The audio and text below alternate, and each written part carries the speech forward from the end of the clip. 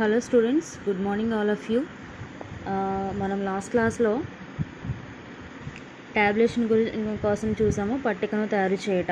అందులో మనం టాపిక్ ఏంటనేది మనం డిస్కస్ చేసుకున్నాము. సో ఇప్పుడు మనకి బార్ గ్రాఫ్ సెకండ్ టాపిక్ వచ్చి ఫస్ట్ యూనిట్లో బార్ గ్రాఫ్ అనేటువంటి టాపిక్ని ఇప్పుడు డిస్కస్ చేద్దాము.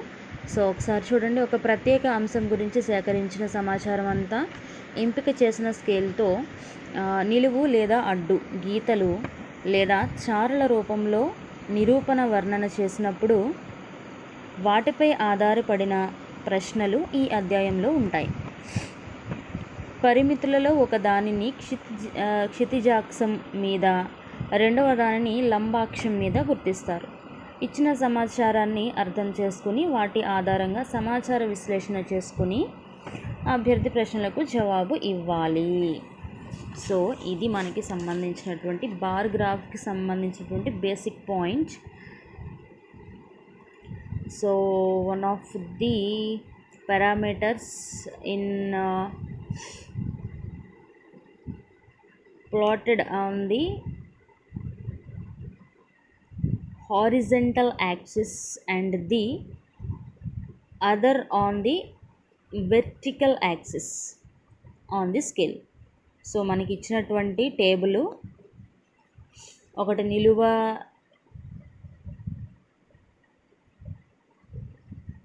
నిలువు లేదా అడ్డు గీతలు అనేవి ఉంటాయి. సో దాన్ని మనం వాటి పాయింట్స్ ఏమైతే ఇచ్చాడో వాటిని చూసుకుని మనం ఆన్సర్ అనేది ఫైండ్ అవుట్ చేయాలంట. చూద్దాం అది ఎలాగో. ఫస్ట్ ప్రాబ్లం చూడండి. ఈ క్రింది తెలిపిన బార్ గ్రాఫ్ 1991-92 నుండి 1998-99 వరకు ఒక దేశం యొక్క విదేశీ మారక ద్రవ్యాలకు సంబంధించినది.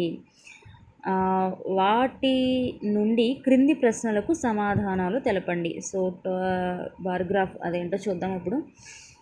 సో ఇదమ్మా మనకి ఇచ్చినటువంటి బార్ గ్రాఫ్. ఒకసారి మీరు ఐడెంటిఫై చేస్తే ఇక్కడ డయాగ్రామ్ ఒకసారి చూడండి. 1991-92 దీనికి సంబంధించి 2640, తర్వాత 1992, సో 1992-93కి సంబంధించినటువంటి పాయింట్ మనకి 3720, అలాగే 93-94 దీనికి 2520, నెక్స్ట్ 94-95 3360, నెక్స్ట్ 95-96 3120, నెక్స్ట్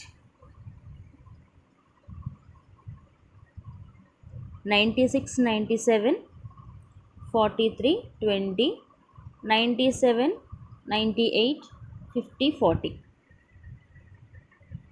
సో ఇది మనకి సంబంధించినటువంటి మనకి ఇచ్చిన డయాగ్రామ్. సో లాస్ట్ 98-90 31 అది పెద్ద అవసరం లేదు, కాకపోతే ఇచ్చాడు కాబట్టి చదువుకున్నాం అనమాట. సో ఫస్ట్ క్వశ్చన్ చూడండి. 1994-95లో విదేశీ మారకం నిల్వలకు 1997-98లోని నిల్వలు ఎన్ని రెట్లు అని అడుగుతున్నాడు. ఎన్ని రెట్లు అని చెప్పి మనకి కింద ఆప్షన్స్ ఇవ్వడం జరిగింది. ఒకసారి ఇంగ్లీష్ మీడియం వాళ్ళు కూడా చూసేద్దాము. The foreign exchange reserves in 1997-98 was how many times that in 94-95 అని అడుగుతున్నాడు. సో దీనికి సొల్యూషన్ ఎలా చేయాలి? సొల్యూషన్ ఎలా చేయాలి అంటే పెద్ద కష్టం ఏమీ కాదు. ఇక్కడ ఏమడిగాడంటే 94-95 విదేశీ మారకం నిల్వలకు 97-98లోని నిల్వలు ఎన్ని రెట్లు అని అడుగుతున్నాడు. కాబట్టి ఫస్ట్ మనం 97-98కి సంబంధించినటువంటి పాయింట్ ఏదైతే ఉందో అది మనకి ఏమవుతుంది,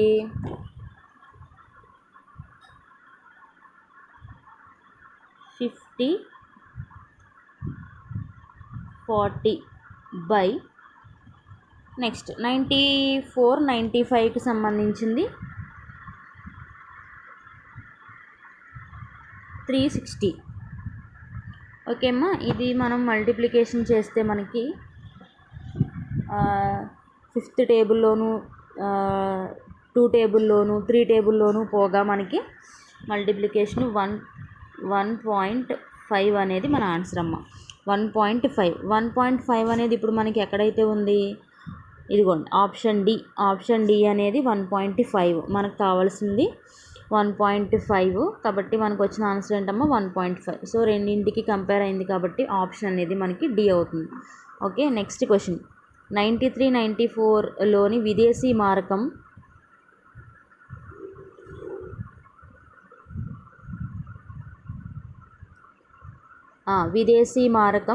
నిల్వలపై 1997-98లోని నిల్వల పెంపు శాతం ఎంత అంటున్నాడండి.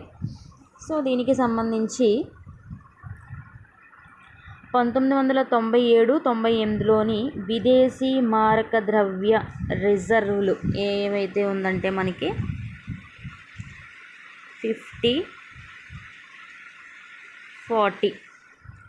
So 50-40 million dollars. తర్వాత 93-94లోని దీనికి సంబంధించింది ఏంటంటే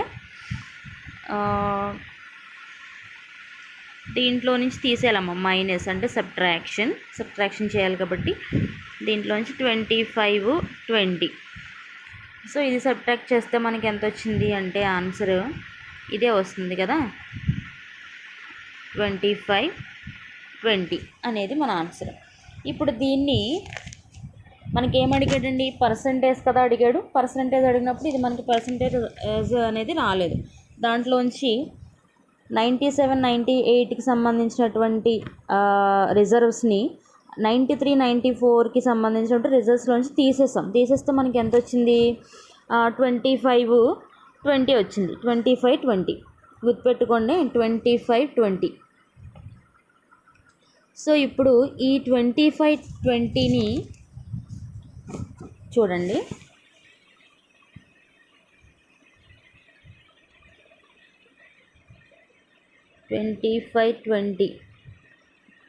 ని 25-20లో నుంచి మనం డివిజన్ చేయాలి ఇంటూ 100.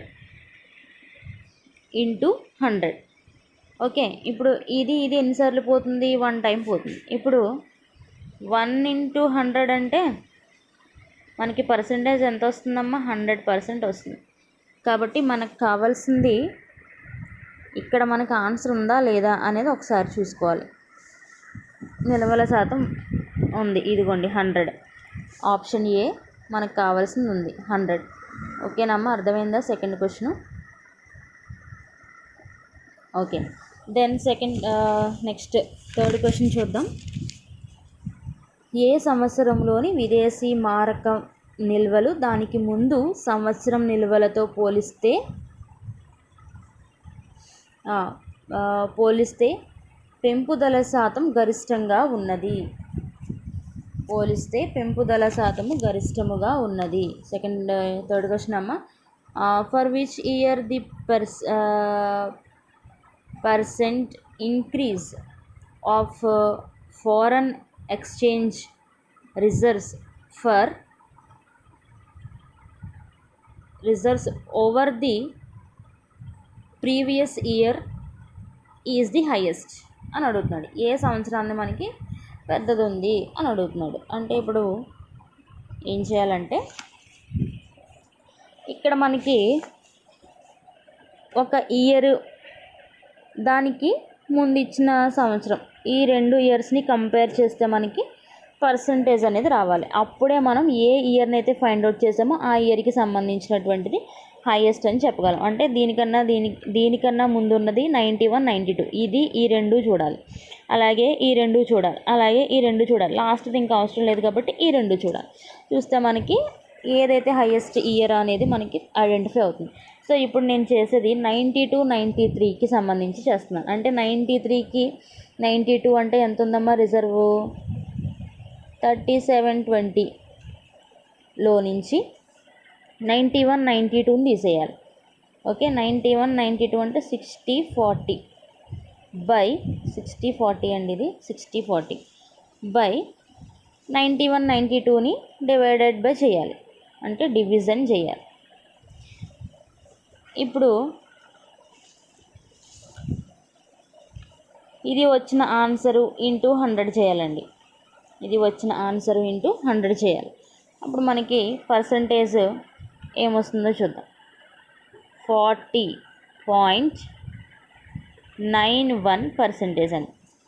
40.91% అనేది మన ఆన్సర్. అంటే 92-93 ఇయర్కి వచ్చినటువంటి రిజల్ట్స్ 91-92లో నుంచి తీసేస్తే ఒక నెంబర్ అనేది మనకి వస్తుంది. అది బై 91-92. సో రెండు డివైడ్ చేస్తే మనకి మల్టిప్లికేషన్ చేయాలి. డివైడ్ చేస్తే మనకి ఏ టేబుల్లో పోతుందో ఒకసారి చూసుకుంటే మనకి ఈజీగా ఐడెంటిఫై అవుతుంది. సో మనకు ఒక నెంబర్ వస్తుంది. అది ఇంటూ 100 చేయాలండి. అది ఇంటూ 100 చేస్తే మనకి 40.91 అనేది రావటం జరిగింది. సో మిగిలినవన్నీ కూడా అంతేనమ్మా. మిగిలినవన్నీ కూడా అంతే, సేమ్ అలానే చేయాలి. మిగిలినవన్నీ అంటే ఒకసారి ఇయర్స్ చెప్పేస్తాను, మీరు నోట్ చేసుకుని రిమైనింగ్ 3 మీరు చేస్తే ఫైనల్ ఆన్సర్ ఏంటనేది మీరే ఫైండ్ అవుట్ చేయొచ్చు. ఇప్పుడు నేను చేసింది 92-93కి సంబంధించినటువంటి ఇయర్ చేశాను. తర్వాత మీరు 94-95 ఇయర్కి చేయండి. 96-97 ఇయర్కి చేయండి. 97-98 ఇయర్స్కి చేస్తే మీకు ఫైనల్ ఆన్సర్ అనేది వస్తుంది. అంటే ఏ ఇయర్ మనకి హైయెస్ట్ పర్సంటేజ్ అనేది వస్తుంది అన్నమాట. ఓకే, ఇప్పుడు 94-95 చేస్తే మనకి పర్సంటేజ్ అనేది నేను ఇక్కడ చెప్పేస్తాను, మీరైతే ఫైండ్ అవుట్ చేయండి. 33.33%. తర్వాత 38.46%. నెక్స్ట్ 16.67%. ఓకే, ఈ 3. సో ముందు చేసింది ఏంటమ్మా?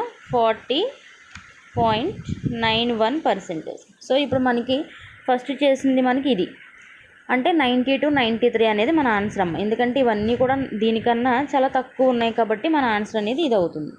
ఓకే,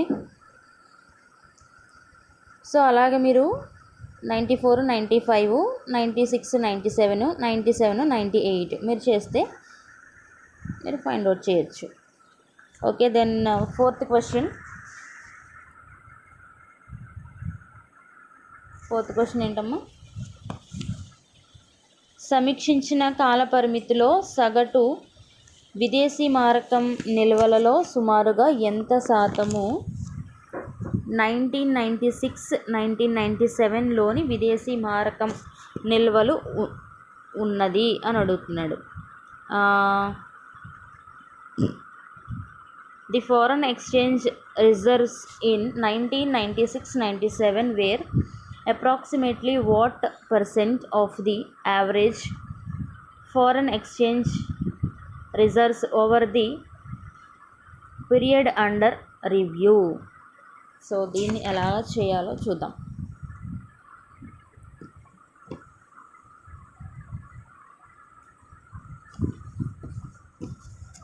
సో దీన్ని మనకి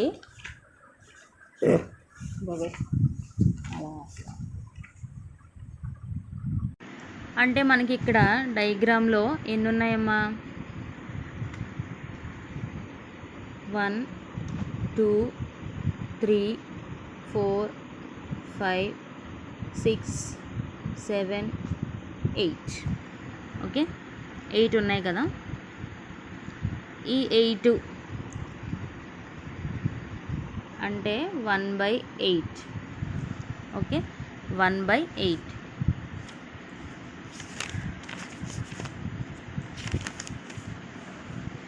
సో 1/8 ఇంటూ బ్రాకెట్ పెట్టుకుని మొత్తం ఇక్కడ 8 ఇయర్స్కి సంబంధించినటువంటి రిజర్వ్స్ని మనం యాడ్ చేయాలి. అంటే 2640 ప్లస్ 3720 ప్లస్ అలా ఇవన్నీ కూడా మనం యాడ్ చేయాలి. యాడ్ చేస్తే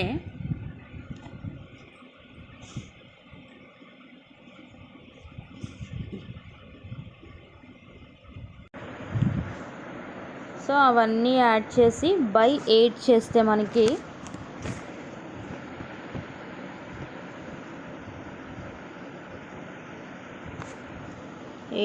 మనకి 3480 అనేది ఒక నెంబర్ అనేది వస్తుంది. $1 మిలియన్. దీన్ని ఏమంటారు? $1 మిలియన్. ఇప్పుడు క్వశ్చన్ ఏమడిగాడు? 96-97లోని విదేశీ మారకం నిల్వలు ఉన్నది.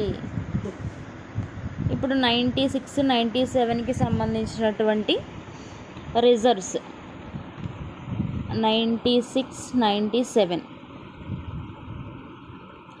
సో 96-97కి సంబంధించినటువంటి రిజర్వ్ అంటే ఇది వస్తుంది మనకి, అంటే 4320. ఇప్పుడు ఈ 4320ని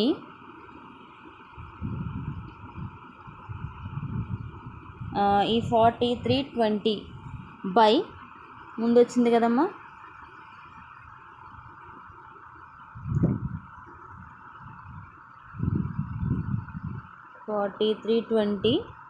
ముందు మనం అన్నీ యాడ్ చేసి బై 8 చేస్తే ఎంత వచ్చింది?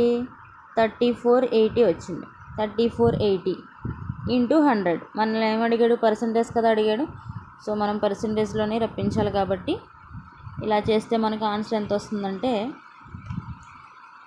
124.14 అంటే 14 వచ్చింది కాబట్టి ఇంకా మనం 125% అనేది వేసుకోవచ్చు. 125% అంటే మనకు ఆన్సర్ ఏమవుతుందమ్మా? డి అనేది మన ఆప్షన్, మనకి కరెక్ట్ ఆన్సర్ అన్నమాట. ఇప్పుడు నెక్స్ట్ 5th క్వశ్చన్. సగటు విదేశీ మారకం నిల్వలకు ఎగువన విదేశీ మారకం నిల్వల గల సంవత్సరాల సంఖ్య దానికి దిగువన ఉన్న సంవత్సరాల సంఖ్యకు గల నిష్పత్తి. ఇక్కడ నిష్పత్తుల్లో అడిగాడు. ఇచ్చిన కాల పరిమితిలో విదేశీ మారక సగటు నిల్వలు 30. ఇవి ముందే చేసాం కదా మనం, మొత్తం అన్నీ యాడ్ చేసి బై 8 చేసినప్పుడు వచ్చిన ఆన్సర్ని ఎగువన ఉన్న నిల్వలు అంటే మనకి ముందు చేసినప్పుడు 90-93కి సంబంధించిన మనకి థర్డ్ క్వశ్చన్లోనే ఎక్కడో చేసినప్పుడు 90-93కి సంబంధించింది ఎక్కువ వచ్చింది. అది 40% ఎంతో వచ్చింది సంథింగ్. సో అది 96-97, 97-98 ఈ 3 ఇయర్స్కి సంబంధించినటువంటిది. మొత్తం ఇయర్స్ అన్నీ కూడా 5 ఇయర్స్. సో ఇప్పుడు మనకి 5 ఇయర్స్కి సంబంధించినటువంటి కావలసిన నిష్పత్తుల్లో పోలిస్తే మనకి ఆన్సర్ అనేది ఏమవుతుందంటే 3:5 అనేది ఆన్సర్ అమ్మా. సో ఓకే, చూసారు కదా, ఇలాగా మిగిలినవన్నీ కూడా మీరు ట్రై చేయండి. రిమైనింగ్ క్వశ్చన్స్ నేను మీకు చూపిస్తాను. ఇదిగోండి సెకండ్ క్వశ్చన్ ఇది. నెక్స్ట్ బోత్ మీడియంస్కి నేను ఇందులో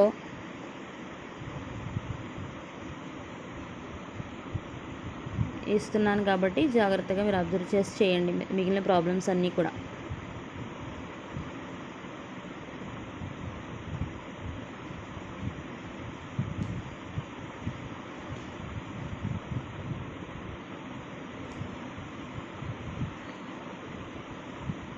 ఇది 5th క్వశ్చను. ఈ 5th క్వశ్చన్ ఆన్సర్ నేనే చెప్తాను మీకు ఇప్పుడు. ఓకే, 5th క్వశ్చన్ కూడా మీరు ట్రై చేయండి, రాకపోతే అప్పుడు నేను మీకు చెప్తాను. అంతవరకు మీరే ట్రై చేసి ఈ మిగిలిన 4 ప్రాబ్లమ్స్ ట్రై చేయండి, చాలా ఈజీగా ఉంటాయి. ఒకసారి మళ్ళీ నేను రివ్యూ ఇస్తున్నాను, ఒకసారి చూసుకోండి, నోట్ చేసుకొని ఆన్సర్ చేయండి.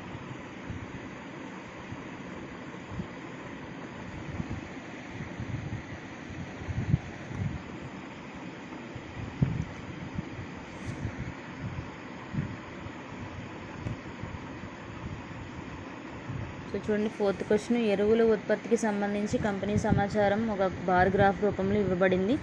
దీని ఆధారంగా ప్రశ్నలకు సమాధానాలు ఇవ్వండి. ఇచ్చిన సంవత్సరాల్లో ఎరువుల సగటు ఉత్పత్తి కంటే ఎన్ని సంవత్సరాలలో ఉత్పత్తి ఎక్కువగా ఉన్నది అని అడుగుతున్నాడు. ఇచ్చిన సంవత్సరాల్లో ఎరువుల సగటు